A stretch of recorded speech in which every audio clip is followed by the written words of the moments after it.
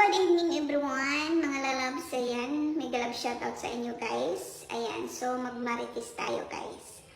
So, mayroon lang kasi ako nakita dito guys. Nagkwento siya about sa kanilang hindi sila marunong magsulat ng pangalan kasi citizen na sila sa isang bansa. So, alam mo guys, pagdating sa nakatira ka na or napangasawa mo ay foreigner, kailangan mo na matuto ka magsulat ng pangalan mo. Kahit tamad ka mag-aral.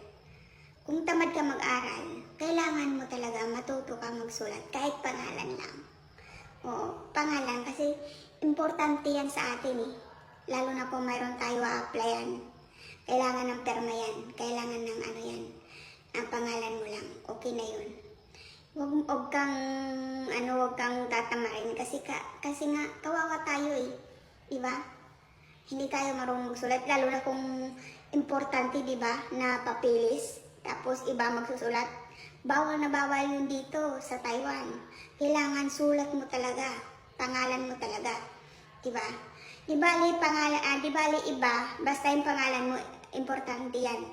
Kasi nga, lalo na kung about mga bangko or ano pa man, talagang pangalan mo talaga. So ngayon, sabi niya tamad daw siyang ganun, tamad daw siya mag-aral. Hindi pwede yun. Kailangan, huwag kang tatamarin sa pangalan mo. Talagang pag-aralan mo, isulat, kahit pa isa-isa lang. Oo.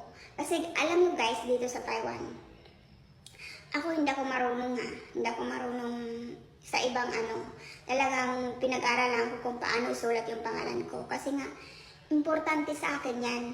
Lalo na kung nag-a-apply akong trabaho.